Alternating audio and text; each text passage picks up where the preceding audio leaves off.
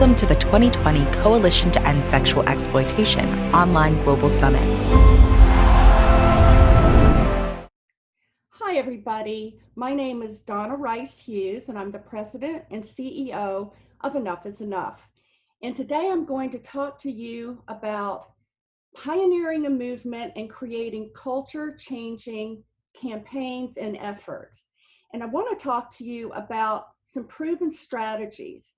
And I'm just going to highlight a few of these now, and then as we go through the presentation, you're going to see how we've applied these over the past 27 years that I've been in this fight. First of all, it's so important to identify a need.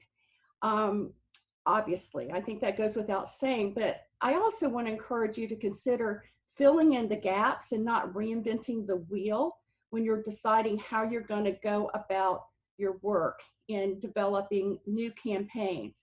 And also it's important sometimes when we're fighting against sexual exploitation and CSAM and trafficking and everything else, it's so easy to fall into the trap of what we're against.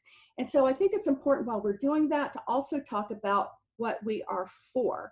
And in the case of Enough is Enough, we are working to prevent the exploitation of children and family in the digital world, but we're also for a protected age of innocence for children, for a safer internet, for a culture where all people are treated with dignity and respect. So also remember, it's education, education, education. Sometimes it's good to use the carrot approach. Sometimes you have to resort to the stick. Tell stories. Also, stories will paint pictures that stats alone cannot do. Enlist your partners, your base, your supporters, leverage the media. As I run through these campaigns, you're going to see how over the years, the media actually became some of our best partners for success. Also, events and petitions. So here we go. I'm going to start by going back to the beginning. A movement in the making in 1995. We saw a need at Enough is Enough. What we saw was the hardcore pornographers and child pornographers and pedophiles marketing their content in the pre-internet, before the web was being developed and before email. Imagine that. And trust me, folks, this content was horrible. There was a need. And I've got right here some of the content that was being put out there, and it looks like Pornhub today. All right. There is incest content, bestiality, excretory porn, you name it, child rape, infant rape, it's all here. What's changed is that this content was very extreme, but it was in the early beginnings of the internet. Then it began to migrate to the World Wide Web, which is still where it is today, but it wasn't mainstream. And now this very extreme content is mainstream for a number of reasons, which I can discuss.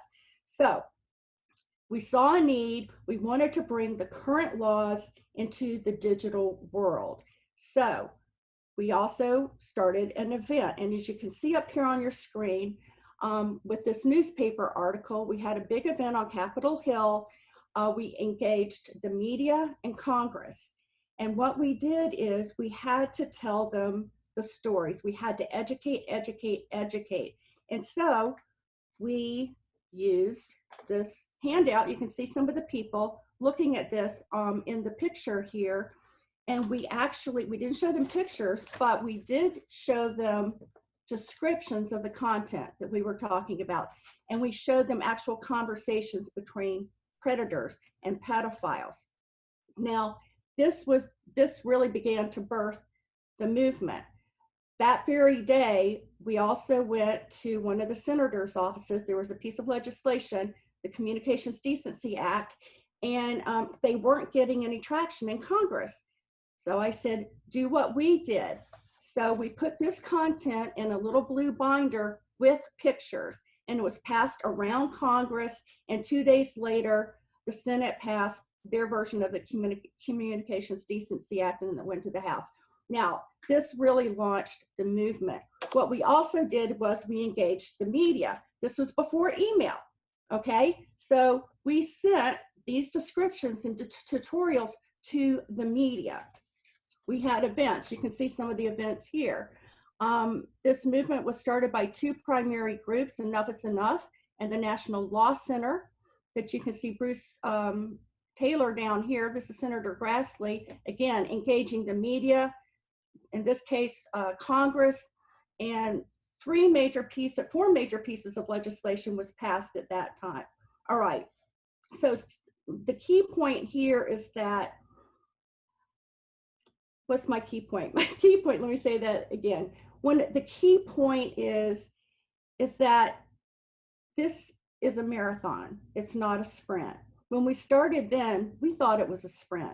We didn't realize how long we were going to be in this battle. And what was two organizations focused on what was happening on the internet now are hundreds and hundreds and hundreds, of which you all are a part. So thank you for what you're doing. We're going to move on now, and I want to talk about three primary campaigns that we're doing now. But let me just say that with Enough is Enough, our strategy is one of prevention. You may have a different strategy, but everything we do falls within these points, and that is that it's key for there to be a shared responsibility to prevent the exploitation of children, women, and men online. At Enough is Enough, we deal with everything from pornography to CSAM to cyberbullying to online gaming safety, social media safety, et cetera, but we believe that the responsibility needs to be between the public, corporate America, the legal community, and the faith community. So I'm going to go now to three campaigns that are still ongoing, talk about how we've used some of these strategies today and how you can get involved or duplicate these types of efforts yourself. The first is what we're calling now the Safe Wi-Fi campaign, but we started in 2014 with the name Porn-Free Wi-Fi, and I'll tell you why we changed that. But initially, we went carrot approach, okay? We sent certified letters to the CEOs of McDonald's and Starbucks. Why? What we wanted them to do was to do what they were doing in the United Kingdom, and that was they were leading businesses in the United Kingdom to voluntarily filter child pornography and pornography on their Wi-Fis, on their public Wi-Fis. What was the need? The need here is that we have been teaching parents all along, and we still believe this, that they're the first line of defense. However, when a child walks out of the house with their laptop or their smartphone, all those tools and everything we've asked the parents to do to make sure that they're safe now may not work in a Wi-Fi environment. And everybody's got Wi-Fi, restaurants, hotel lobbies, airlines, you name it, football stadiums, shopping malls, the list goes on and on. So we applauded McDonald's and Starbucks, and we asked them to bring that effort here to the United States. So we got response back from McDonald's, did not hear anything from Starbucks. Then we decided to go public. So we enlisted partners. In October of 2014, we did our public launch. The press release went viral. We told stories, we gave statistics, everything that you need to be doing when you do these kinds of campaigns. And you can see on this top slide here, we're calling on these two businesses to voluntarily filter. Then what happened was we began to build a relationship with McDonald's, and it was a little slow. Never heard from Starbucks. So we did a petition campaign. We got 46,000 petition signers. We didn't just send them the emails. What we did is we sent them the actual copies over here. I don't know if you can see my pointer here, but we sent them the actual copies of the petitions to the corporate offices of the CEO of Starbucks and McDonald's. And this is when things really started moving forward with McDonald's. So we made the case, and this is what we're still doing now. And I really want you to be thinking about, gosh, who can I go to in my city, in my country, you know, to ask them to partner with us to have a safe Wi-Fi in our our community, at our college, wherever it is. But this was the basic case that we made. This is going to prevent exposure to porn and child porn. They can filter more than that, but that's what we were asking them to do. Prevent sexual predators, very big deal, from accessing child CSAM in their places of business, and also flying under the radar of law enforcement. It also prevents, helps to prevent a hostile work environment. And we were telling them something that they didn't often know, and that was, you need to bring your corporate policies into the digital world and have some policies to deal with Wi-Fi, etc. Also, this protects your brand. Telling stories and everything we did. This has been a 4-year and ongoing campaign still today. We would tell stories of the unintended consequences of not doing this. Here at the top story, you see a Houston man arrested for watching child pornography in a Starbucks. The next one is a Nashville man arrested for distributing child pornography and videos of molesting children at a, what was this at? On a Wi-Fi connection. I can't remember where that was exactly. So anyway, these stories were coming up all the time. So find stories to support what you're asking, if it's a business or government leaders or community or school, whatever, what you want them to do. And the benefits of doing that and the consequences of not doing it. So next, leveraging the media. We have actually gotten to a point because of our partnership with the media where this campaign became very successful. I'm going to show you how we did it. So after we sent all the petitions, we began working with McDonald's. They identified a provider and they said, we're going to start doing this. We are going to filter Wi-Fi. So we kept it quiet and we let them implement safe Wi-Fi all across their stores, all over America, and all their company-owned stores. And they also reached out to their franchises. So we kept it quiet. We didn't even share it with our partners because we didn't want to leak. We wanted them to get it in place so we could do a big hip hip hurrah victory for McDonald's, which is exactly what we did. So we did a press release in 2016 in July. Now, you're going to see this theme running through a lot of what I'm going to be teaching you in the next 2 campaigns too. What we did was we applauded McDonald's for filtering in 14,000 of their US stores. And the very last line of the press release said, and over all of this time, we have never gotten a response from Starbucks. Well, the media went viral on this. I put up one of the headlines here that says, McDonald's filters their pornography, so you'll have to go to Starbucks to get your porn instead. All right. Trust me, we couldn't get Starbucks attention, but the media did. 2 days later, via a CNN statement, Starbucks made a public statement that they were going to evaluate a global protocol. They went beyond what we asked them to do and filter in the US. We made a strategic change at this point. We realized that asking businesses to join the porn-free Wi-Fi campaign was problematic because, and McDonald's told me this actually, they said, look, then it looks like we were negligent, because we weren't filtering. So instead we changed the campaign to safe Wi-Fi. In other words, what can you do to make your Wi-Fi safe? So we flipped it, and that's been very helpful.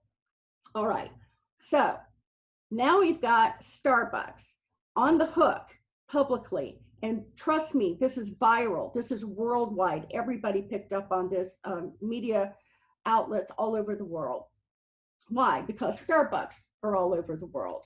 So 2 years, we worked behind the scenes with Starbucks, back and forth with the provider they were talking to, which happened to be Cisco. Starbucks would get going, then they drop negotiations. So Cisco would call and say, Donna, can you ping Starbucks? And I would. Well, this went back and forth for 2 years.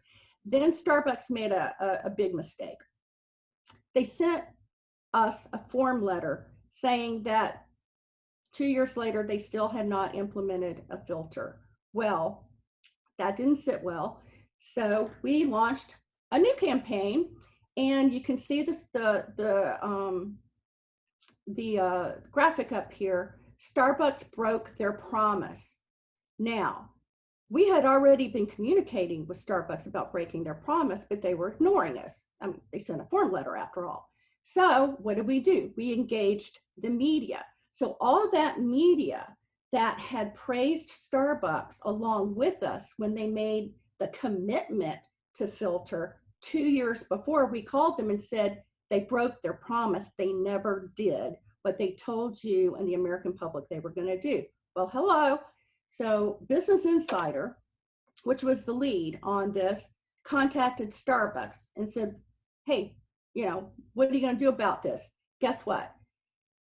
They made a statement on that phone call that, they had just found a solution to filter Starbucks Wi-Fi all across America. They gave that statement to Business Insider that day, and that was the turning point. So the media really helped us with this campaign. So, but we didn't, because we didn't trust them anymore. We didn't applaud them. We just said, we're going to wait and see. We're going to make sure they really do it. So we waited before we applauded them. We kept the pressure on with the petitions, and voila, Starbucks in 2019 began filtering their Wi-Fi in all their restaurants across the country.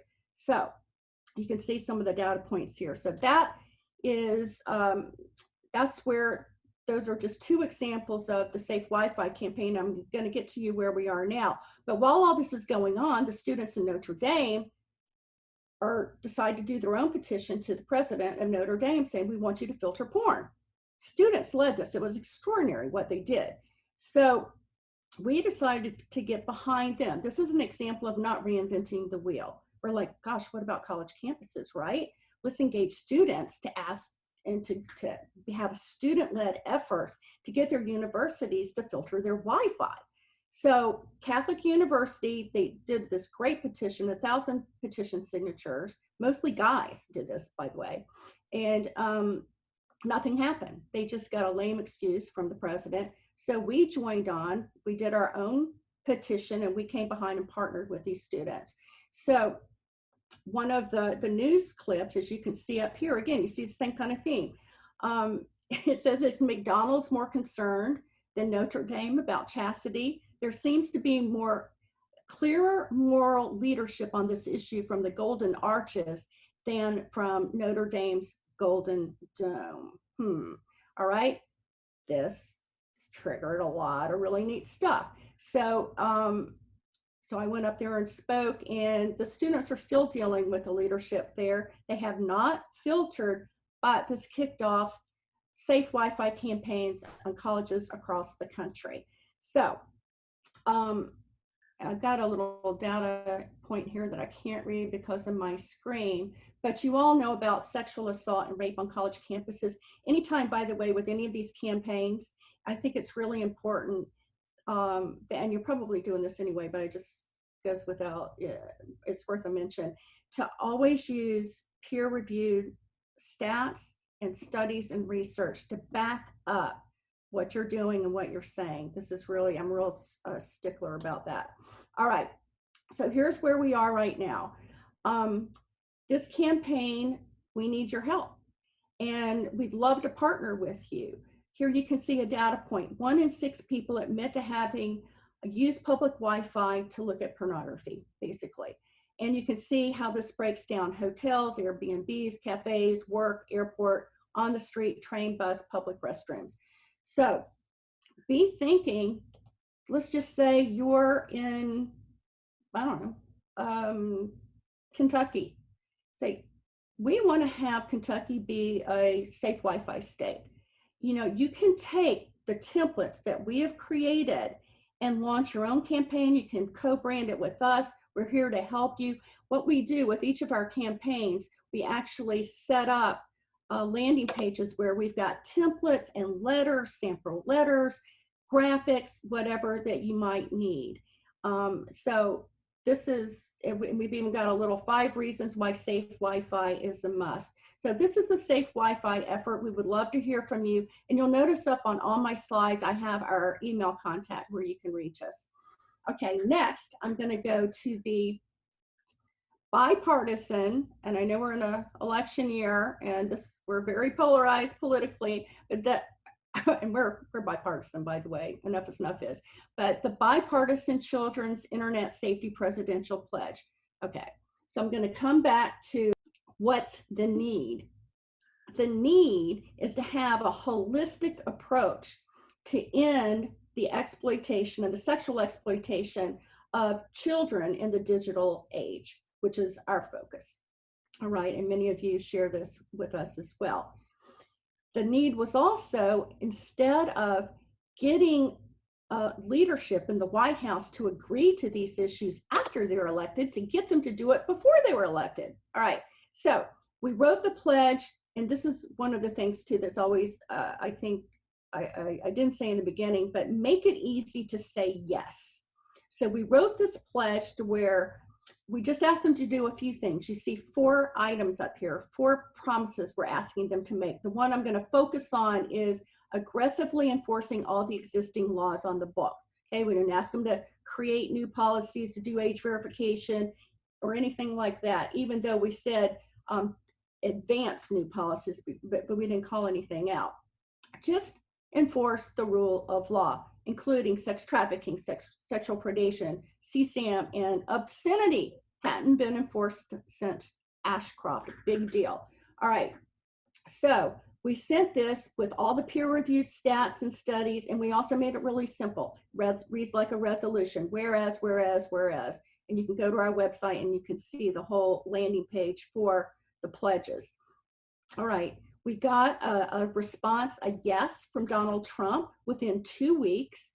We did, again, going back to what we did with McDonald's and Starbucks, we praised his campaign, and we said with Hillary Clinton, we also gave her a shout out. And you can see what we said in the actual press release, that they don't sign pledges. Her campaign said, we don't sign pledges, but they did support the pledge's goals. Well, this is an election year. Trump got a lot of praise for doing this. So guess what happened? 1 or 2 days after the press release goes out and the media picks up on it, I get a phone call from Clinton's campaign manager saying, you know what? We don't sign pledges, but we really want to get involved in this with you. And I said, great. I said, you can sign the pledge, but if you want to send a letter of support, because that's easier because you don't sign pledges, that's fine. We'll give you the same high five, the same victory, everything. And so they did. So they sent us a letter of support. And so this is it. You can see it up here, Hillary for America. And they got the PR benefit of, she did, of signing the pledge. So what are we doing right now? I've got to watch my time here. With the pledge, we're leveraging it currently.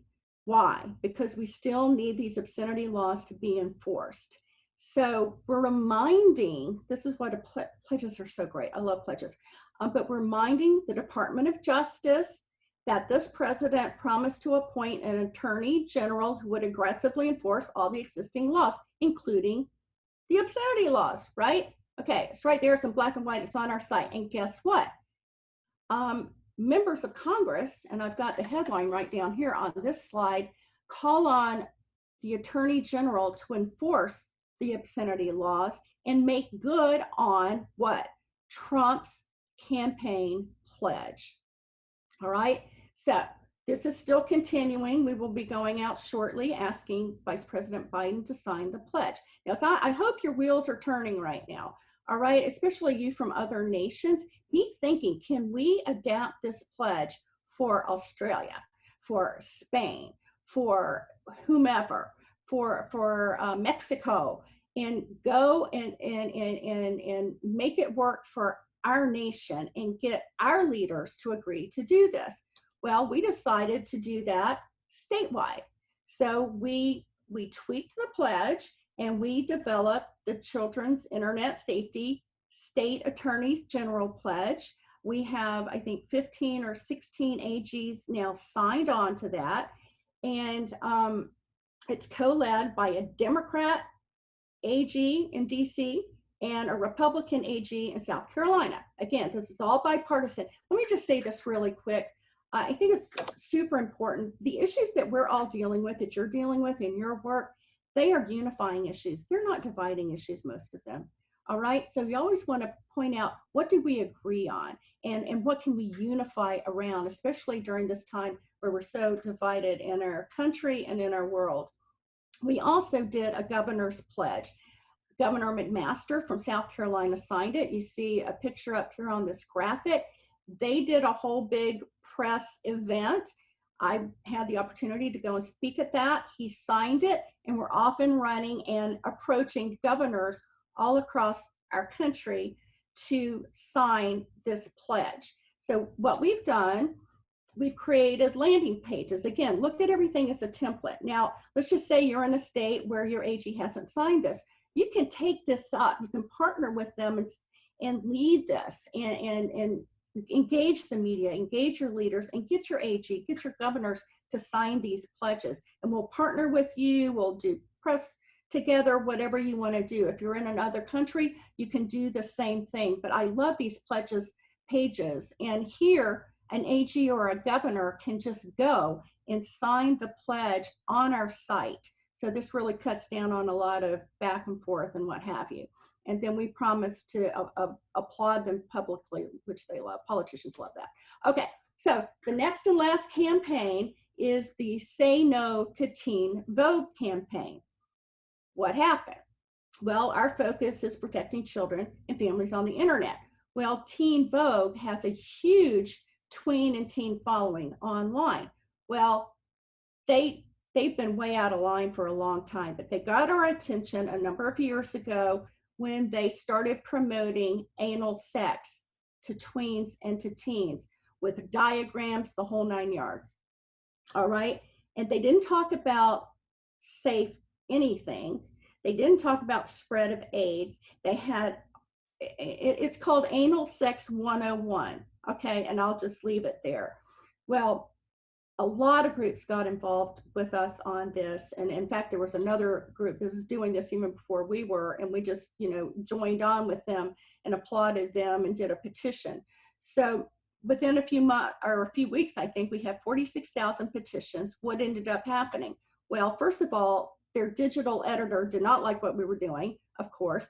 He was promoting a very liberal agenda, and he just happened to be a homosexual man. So you can see we turned what he did in a tweet to us into a graphic. This is fun to do. I love doing this guy's stuff. So he shot us a finger, he kissed some gay guy, and basically, that was it. So that was the response to our outcry and parents' outcry that this is just inappropriate for kids. It really is. Now, I realize this is an extreme porn and everything else, but let me just say this, and it's one of the reasons that we decided to take this on, and that is that parents typically would trust a publication that has Vogue in the name, especially women, because if you like Vogue like I do, you'd think, Teen Vogue, same thing, just for kids, right? Wrong. So we felt it was our obligation to let parents know, to educate them, tell them what they didn't know, and then get them to join our effort with a petition. Let me just go back here just a second. You may have your own petition platforms. We don't. So we partnered with one of the petition platforms, and they're great because they have millions and millions of like-minded people typically. And so our partner is Citizens Go, and we really like them. And so I just wanted to give you a shout out, because if we just went to our own people, we might get 5, 6, 8, 9, 10,000 people. But when we partner with a petition partner, you can get a whole lot more because they've got a bigger audience and broader reach worldwide. So what happened here was the digital editor left. I don't know if he got fired or left voluntarily. I don't really know. The company lost a lot of money during this period of time, and they stopped their print publication, Teen Vogue. That's all good, but they're still online, and guess what? The anal sex guide is still up there, so we're still after them. Now, since that time, they did a lot of things that really, got a lot of people angered, and I'm just going to hop over to this next slide. They started telling kids about how to have abortions without parental consent. They did articles on sex work is real work and how to have sex during COVID, etc. So this next one here, during COVID, they began encouraging teens and tweens, their demographic is 12 to like 18 years old, to have sex, to keep their sex life alive during COVID, and encouraged them to sex. Well, that was just the last straw.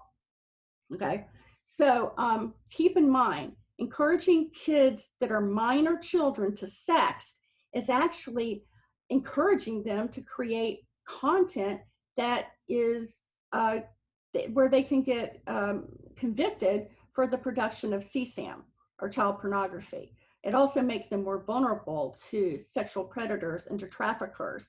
These images, as you know, can be used by pedophiles and traffickers, and can be used to extort these kids. Revenge porn can be an outcome of this, and all other forms of sexual exploitation. So, and also have obviously a lot of negative psychological consequences. Let me just say here's just a stat on this. And by the way, when we do petitions, we put stats and everything in there. I think that's important. Tell stories and share stats. All right, always support what you're saying. Here, this was Internet Watch Foundation. They're like the equivalent of our DOJ here in overseas, that self-generated images account for 1/3 of the web pages of sexual images of children that they have to take down, and that more than 1/3 of those images feature 11 to 13-year-old kids, mostly girls. Okay, so we decided we're not going to say no to Teen Vogue anymore. Nope, we're just going to shut down Teen Vogue. They cannot be trusted. So we started that about a month ago. This is, let's see, probably May of 2020. And you can see the kind of statistics and the kind of information that we put up on our screen. Within the first 3 days, I think we had about, I don't know, 42,000 petitions signed, and it's still going. This is a live campaign, and I would encourage you to sign it and to share it with your people. Okay, so I'm going to wrap up here. Hopefully I'm not too long over, and just want to remind you and encourage you that this is a marathon, not a sprint. Enough is Enough has been pioneering efforts since actually we started in 94, and we went public in 95 with the internet safety effort. And it takes all of us. You may not be prevention focused. You may be victims assistance focused. You may be, hands-on in a small community, or you may be, a big holistic vision kind of thinker over here. But everybody has a part to play, because we are fighting evil. We are fighting evil, and we all need to lock arms, do our best to support one another. Don't reinvent the wheel. Use the current tools that you have now, and you can even go back and use some of the things we did back in the olden days. You can print out, pages from Pornhub if you want, or not pictures. I don't recommend that, but descriptions, and you can take it and you can hand it to whoever you're trying to impact, and say, this is the kind of stuff our kids are seeing, and we need you to do something. If it's, getting a porn resolution in your state, you name it. All right. So just remember, how do you eat an elephant? One bite at a time. You may not be able to fix all of this. It's just like safe Wi-Fi. We would like to see this happen all over the world. Right now, we have a handful of businesses that are doing this in the United States, and a handful of colleges. So it takes all of us working together. Everybody's voice matters. And I'm just pleased to be part of this movement, and to have the opportunity to speak to you today. Thank you so much.